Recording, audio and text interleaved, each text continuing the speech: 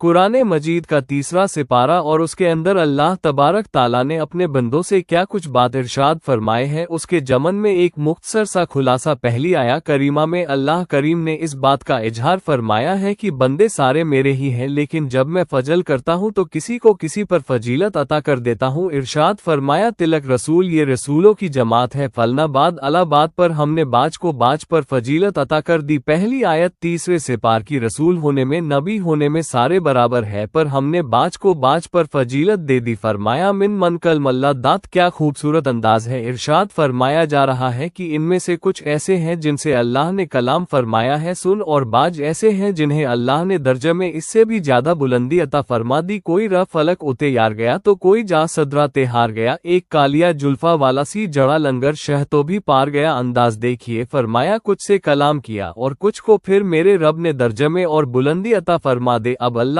جس کو بلندی عطا کرے وہ کتنی بلندی پر گیا ہے اس کا کوئی اندازہ کر سکتا نہیں، تو میرے اللہ نے بھی نہ بات کھلی چھوڑ دی۔ فرمایا چلو حساب لگاتے رہو۔ اعلیٰ حضرت فرماتے ہیں کمانے امکا کے جھوٹے نک، تم اول اور آخر کے فیر میں ہو محیط کی چال سے، تو پوچھو وہ کدھر سے آئے اور کدھر گئے تھے، وہ تو بات بڑی دور نکل گئی، تم ابھی تک اس چکر میں ہو کہ کہاں سے آئے اور کہاں گئے۔ محمد سر وحدہ ہے، کوئی رمج ان کی کیا جانے، شریعت میں تو بندے ہیں حقیقت میں خدا جانے، اور نہ حلیمہ بھید کھلا ہے یہ نہ مقام میں چو چرا ہے، یہ تو خدا سے پوچھ وہ کون تھے تیری عظمت جو بڑا گئے لباس آدمی پہنا تو جہاں نے آدمی سمجھا وہ مجمل تھے تجلی بن کے نکلیں گے۔ سبحان اللہ۔ تو پہلی آیت میں ہی اللہ تعالیٰ نے اپنے انبیاء کی اور اپنے محبوب کی عظمت کو بیان فرمایا ہے، پھر اللہ تبارک و تعالیٰ نے اس سے اگلی آیات کے اندر اپنی راہ میں خرچ کرنے کا حکم دیا، اور پھر آگے بڑھ کے نہ اللہ تبارک و تعالیٰ نے اسی پارے میں وہ عظیم آیت ارشاد فرمائے جسے آیت الکرسی کہا جاتا ہے۔ سبحان اللہ۔ آیت الکرسی میں اللہ تعالیٰ کی عظمتوں کا بیان ہے، شانوں کا بیان ہے، بلندیوں کا بیان ہے، اور اس کے کمال اختیار اور کمالہ کا بیان ہے، اور یہ وہ خوبصورت آیت کریمہ ہے آیت الکرسی۔ یہ حدیث آپ نے آج رٹ لینی ہے، یہ رٹ لینی ہے آپ نے حدیث، اور اتنی پکی رٹ نہیں ہے کہ میرا مشورہ ہے کہ بچوں کے کانوں میں بھی بتانی ہے کہ یہ کام بھولنا نہیں۔ نبی پاک علیہ السلام نے فرمایا جو ہر فرض نماز کے بعد آیت الکرسی پڑھے گا نہ وہ مرنے سے پہلے پہلے جنت میں اپنا مقام دیکھ لے گا۔ سبحان اللہ۔ اب اس سے بڑی فضیلت کیا ہوگی کہ مرنے سے پہلے پہلے امام سیوطی الرحمن اس حدیث کو نقل فرما اللہ کریم نے نہ آیت الکرسی کے فوراً بعد ارشاد فرمایا لا اکراہ فی الدین، اس دین میں سختی کوئی نہیں۔ یا اللہ پھر کیا ہے وہ جو کافر بڑا تراج کرتے ہیں نہ کہ دین تلوار سے پھیلا ہے، تو دین ان لوگوں نے فوجوں کے ذریعے پھیلایا ہے۔ اللہ تبارک و تعالیٰ نے تیسرے پارے کی آیت نمبر 256 میں وضاحت فرما دی کہ دین میں کوئی جبر نہیں ہے، ہاں ہم نے صورتحال واضح کر دی ہے، حق بیان کر دیا ہے۔ اب جو بندہ انکار کرے گا اس حق کا وہ شیطان کے ساتھ ہے، اور جو ایمان لے آئے گا تو پھر اس نے ایک مضبوط چیز کو پکڑ لیا ہے، اور اس مضبوط چیز کو پکڑا ہے جس نے کبھی کھلنا نہیں ہے۔ فرمایا دین میں کوئی جبر نہیں، سختی نہیں دیکھی، نہ دل اللہ کے کنٹرول میں ہے نہ سارے، تو اللہ اگر چاہے تو سارے کافروں سے کلمہ پڑھوا دے، لیکن رب فرماتا ہے میں تمہیں حق بتاؤں گا، مان لوگے تو جنت ہے، نہ مانو گے تو جہنم ہے، اس لیے جبر والی بات کوئی نہیں۔ آگے اللہ تعالیٰ نے نہ اسی پارے میں ارشاد فرمایا کہ محبوب علم تراہا ابراہیم فی رہی، یہ بھی ایک انوکھی فطرت ہے انسان کی جس کو اللہ تعالیٰ نے اس پارے میں بیان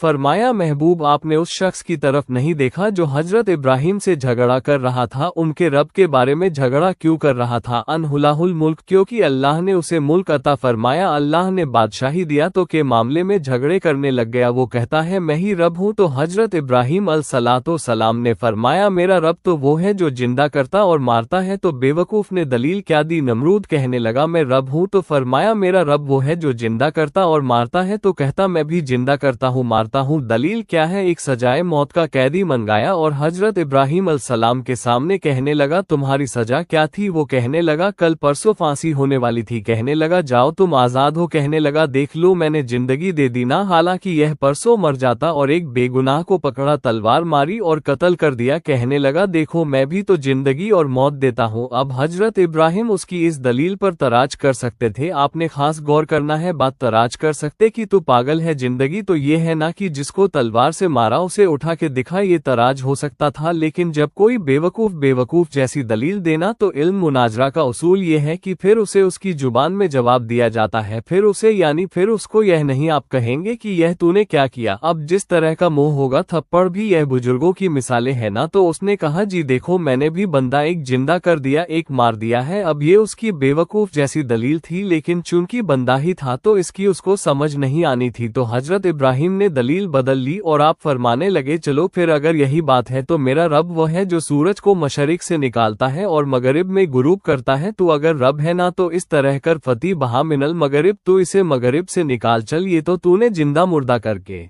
दिखा दिया ना, तो इसे तू मगरिब से निकाल। फत कापा तो काफिर परेशान हो गया, इसलिए कि वहां से निकाल सकता नहीं था। तो जब आप किसी से गुफ्तगू करते हैं ना तो उलझे नहीं, बात ऐसी करें जिसका कोई जवाब मौजूद ना हो। यहाँ मुफस्सिर ने एक बड़ी शानदार बात लिखी है। मुफस्सिर कहते हैं कि अगर वो ये कह देता ना यहाँ पर, क्योंकि बेवकूफ था ना कह नहीं सका, अगर कह देता ना कि मशरिक से तो मैं निकालता हूँ, तो आप अपने रब से कहे वो मगरिब से निकाले। तो मुफस्सिर कहते हैं अगर हजरत इब्राहिम फरमा देते ना तो रब करीम ने सूरज मगरिब से भी निकाल देना था, लेकिन फतल कफर वो यहीं पे ना रह गया। अल्लाह के बंदे हैं ना, इमाम आजम अबू हनीफा रहमतुल्लाह अलैह के सामने एक देहरिया आ गया। वो कहता था कि सारी मखलूक खुद बखुदा बनी है। तो इमाम साहब ने भी इल्म मुनाजरा के साथ उसके साथ गुफ्तगू की। वो कहने लगा, जी खुद बन गया सारा कुछ। तो इमाम साहब कहने लगे, चल छोड़, कल बात करेंगे तेरे साथ। वो कल दोबारा आया तो इमाम आजम दरिया के किनारे खड़े थे। कहने लगा, इमाम साहब बड़े परेशान खड़े हो। तो आप फरमाने लगे, परेशान इसलिए हूँ कि मैंने अजीब ही नजारा देखा है। अभी अभी एक दरख्त खुद बखुदा कटा है और खुद बखुदा रंदा चला है, खुद बखुदा कश्ती बन गई है, खुद बखुदा में उतरी है और खुद बखुदा लेकर जाने लग गई है, सारा कुछ खुद। वो कहने लगा, हुजूर सियाने ब्याने बंदे हैं, कभी कश्ती भी खुद बखुदा इधर से उधर भी गए हैं। आप फरमाने लगे, कश्ती खुद बखुदा इधर से उधर खुद बखुदा नहीं आ सकते, तो तू बता ये सूरज और चांद खुद बखुदा इधर से उधर कैसे रोज चले जाते हैं। थोड़ी देर चुप रहा, फिर आकर इमाम आजम के हाथ चूमे और कहने लगा, आपने तो कमाल कर दिया, मेरा जहन साफ हो गया, मुझे कलमा पढ़ाए, मैं भी मदीने वाले महबूब का गुलाम बन जाता हूँ। सू तो पक्की दलीलों के साथ गुफ्तगू करता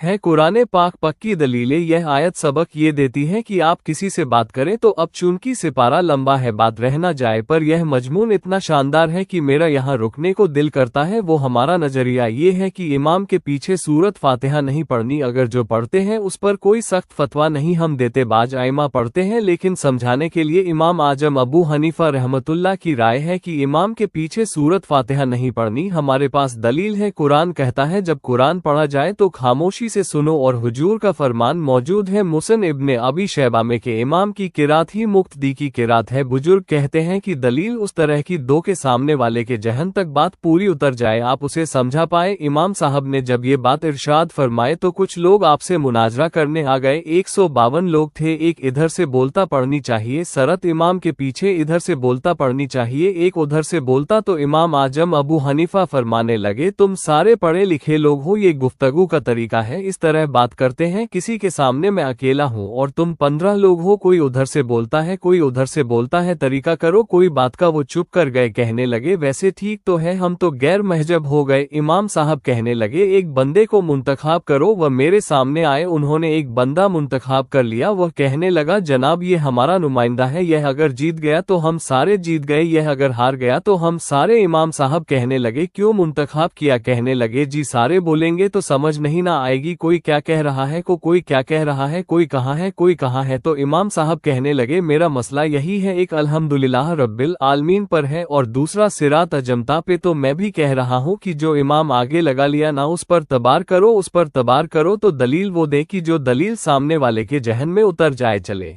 जी थोड़ा आगे चलते हैं। अल्लाह करीम ने ना आगे एक और मिसाल बयान की, यह जो बहुत सारे लोगों के दिलों में ख्याल आता है ना कब्रों में जाएंगे, हड्डियां ल जाएंगी सड़ जाएंगी तो कैसे उठेंगे। तो इसी पारे की आयत नंबर 259 में अल्लाह ताला ने हमारा वह मसला भी हल किया और 2 वाक़त तफसील के साथ तीसरे पारे में बयान फरमाए। अल्लाह करीम फरमाते हैं कि क्या आपने उस शख्स को नहीं देखा कि जो एक ऐसी बस्ती पर से गुजरा, वाहिया खातून अला उहा, जो अपनी छतों के बल गिरी पड़ी थी, यानी बस्ती तबाह हो गई। वो आदमी वहां से गुजरा, वो हजरत उजैन अलैहिस्सलाम थे। बहुत सारे मुफस्सिर के नजदीक बाज ने ये लिखा है कि चूंकि यहाँ अल्लाह ने किसी का जिक्र नहीं किया तो हम भी किसी को मखसूस नहीं करते, लेकिन कसीर की तादाद ये है कि हजरत उजैन थे। आप गुजरे एक बस्ती में तो आपने देखा कि वो बस्ती तबाह हाल हो गई है और जमीन पलट दी गई है, छतों के ऊपर लोग मरे हुए पड़े हैं। तो आपके दिल में ख्याल आया कि या अल्लाह तू इन्हें कैसे जिंदा करेगा। बाद मोहा मरने के बाद ख्याल आया अल्लाह करीम ने ना उन्हीं पर मौत तारी कर दी। हजरत उजैन अलैहिस्सलाम पर उनके पास थोड़ा सा खाना था, एक गधा था, दरख्त के नीचे लेट गए। गधे को बांध के अल्लाह ताला ने उन पर नींद तारी की और वह 100 साल तक सोते ही रहे। वो बे आबाद बस्ती आबाद हो गई, वहाँ शहर आबाद हो गया, दुनिया आबाद हो गई, जमाना आबाद हो गया। आप जब सोए तो आपकी की उम्र मुबारक 40 साल थी। 100 साल के बाद उठे सुमा बासा, जब उठे काल कमल बिस्ता। अल्लाह ने फरमाया कितनी देर सोए, काला ला वस्तु यमन बाद यम कहने लगे या एक दिन सोया हूँ या दिन का थोड़ा सा हिस्सा। तो रब करीम ने फरमाया नहीं, आप तो 100 साल तक सोए रहे। फरमाया वो देखो जरा गधे की तरफ। वो गधा जो था ना उनका वो गल सड़ गया, हड्डियां बिखर गई, और वो जो खाना था ना फल थे, शरबत था, सालन था, उसका हाल ये है कि लम यत सन्ना, वो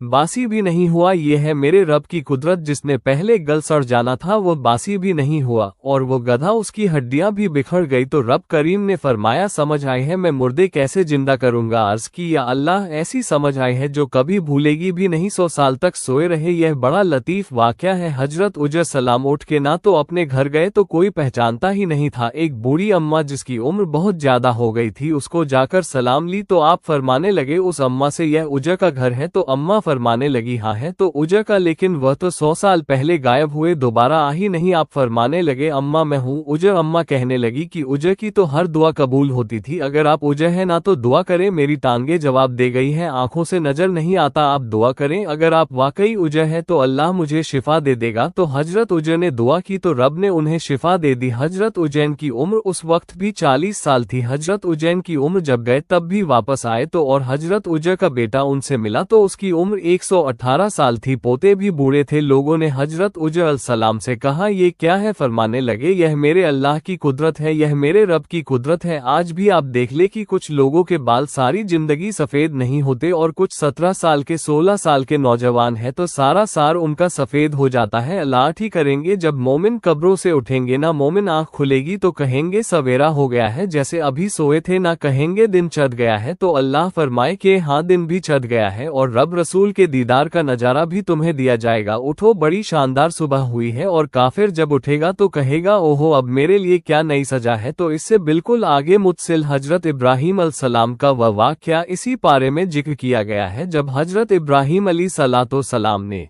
कहा था कि अल्लाह मुझे दिखा तो मुर्दे कैसे जिंदा करेगा। तो रब करीम ने फरमाया यकीन नहीं। अर्ज की या अल्लाह इत्मीनान कल्बी के लिए एक इल्मुल यकीन होता है, एक नल यकीन होता है, एक हकल यकीन होता है। या अल्लाह में इत्मीनान कल्बी के लिए तो अल्लाह ने फरमाया 4 परिंदे ले लो। हजरत इब्राहिम अस्सलाम ने 4 परिंदे लिए, कुछ ना लिखा है, कौवा था, मोर था, मुर्गी थी, कबूतर था, मुख्तलिफ नाम आए। वो 4 परिंदे लिए, फिर उनको जिबाह किया, फिर उनका कीमा बनाया, फिर गोश्त एक दूसरे में मिक्स किया, फिर 4 मुख्तलिफ पहाड़ियों पर रखा। अल्लाह ने फरमाया मिक्स हो गए ना आपस में, अब तुम आवाज दो। हजरत इब्राहिम ने आवाज दी और रब ने जिंदगी दी, सुभान अल्लाह। और अपनी टांगों पर चलते हुए हजरत इब्राहिम के पास आकर खड़े हुए तो फरमाया इब्राहिम जिस तरह इनको जिंदा किया ना इसी तरह फिर कब्रों से मैं हड्डियां भी जिंदा करके निकाल दूंगा। मैं एक फलसफे को पढ़ रहा था, यह हमारे जदीद दौर के फलस बड़े अजीब बातें करते हैं। वो कहते हैं जी हवा ऐसी चलती है, इंसान कब्र में होता है तो हड्डियां गल सड़ जाती है तो कोई भी नहीं बचता। और फिर आप कहते हैं कि कुछ को अजाब होता है, कुछ को सवाब होता है। तो कब्र के अंदर जब मुर्दे चले गए तो आप ये भी कहते हैं बाज लोग एक एक कब्र से 70 उठेंगे तो एक को अजाब हो रहा है, एक को सवाब हो रहा है, ये क्या माजरा है। हमारे बुजुर्गों ने जवाब दिया है, हमारे बुजुर्गों ने ये जवाब दिया है कि यह हवाएं, ये फिजाएं, ये सारी अल्लाह की कुदरत है। हर आदमी को ठंड लग जाती है सर्दियों के मौसम में। मैंने कुछ ऐसे बंदे देखे हैं, बल्कि कोई मुझे कहेगा तो मैं दिखा दूंगा, सारी सर्दियां स्वेटर नहीं पहनते फिर फौत हो जाते हैं। और कईयों ने 6 पहने होते हैं फिर भी दांत के साथ दांत बज रहा होता है। वह कहते हैं तौबा तौबा बड़ी ठंड है। ये भाई आबो हवा एक ही है, लेकिन वजूद के असर कबूल करने के मामलात भी और ही है।